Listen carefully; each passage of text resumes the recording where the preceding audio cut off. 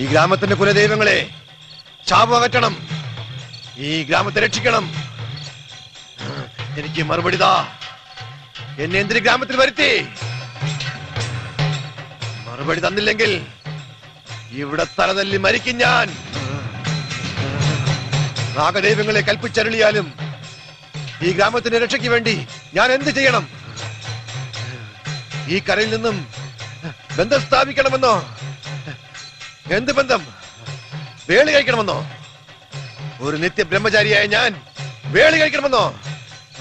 ഇതാ നാഗദൈവങ്ങൾ അരുൾ ചെയ്യുന്നു, ഈ ഗ്രാമത്തിൽ നിന്നും ഒരു സ്ത്രീയെ നാം വേളി കഴിക്കണമെന്ന്. നിങ്ങൾക്കിടയിൽ നിന്നും ഒരു പെൺകുട്ടിയെ എനിക്ക് തരാൻ തയ്യാറാണോ? തയ്യാറാണോ? ഞങ്ങൾ തയ്യാറാ. ഈ ഗ്രാമം രക്ഷപ്പെടാൻ വേണ്ടി ഞങ്ങൾ എന്ത് ചെയ്യാനും തയ്യാറാണ്. എനിക്ക് കാണിച്ചു തരൂ.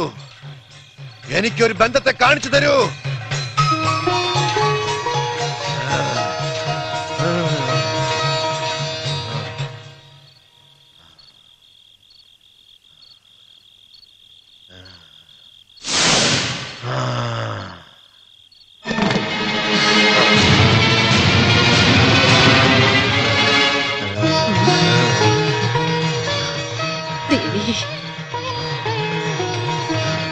ഈ വേളിക്ക് മുന്നേ ദുർമൂർത്തികൾ സംഹാര താണ്ഡവം ആടിയേക്കാം. ആരും ഭയപ്പെടരുത്. തിന്മയകന്നു നന്മയെത്തുന്ന കാലം വിദൂരമല്ല. ഈ ഗ്രാമം സമ്പൽ സമൃദ്ധിയാൽ നിറയും. ഇത് സത്യം, സത്യം, സത്യം. ഓം ഭഗവാൻ.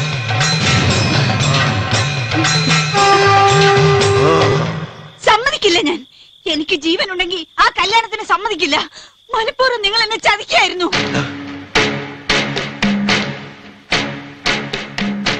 എന്റെ മോഹങ്ങൾ നശിച്ചോട്ടെ, എന്റെ ജീവിതവും നശിച്ചോട്ടെ.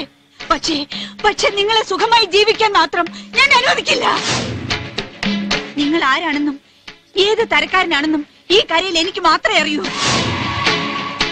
ഇപ്പൊ ഈ ഗ്രാമത്തിന്റെ രക്ഷകനല്ലേ നിങ്ങൾ? എല്ലാവരും പൂജിക്കുന്ന ദൈവം, ആ വിഗ്രഹം ഞാൻ തകർക്കും.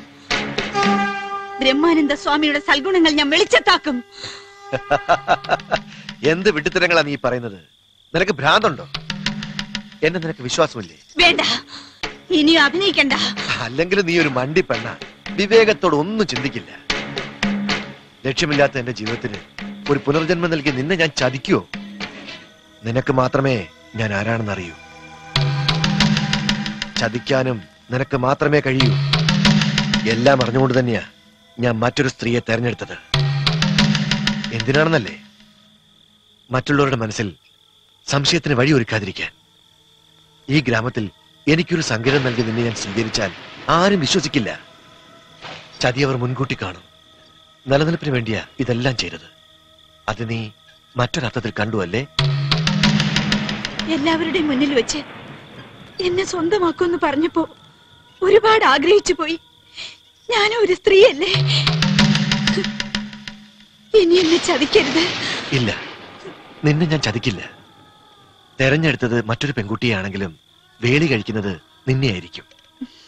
നീ എന്റെ പെണ്ണല്ലേ?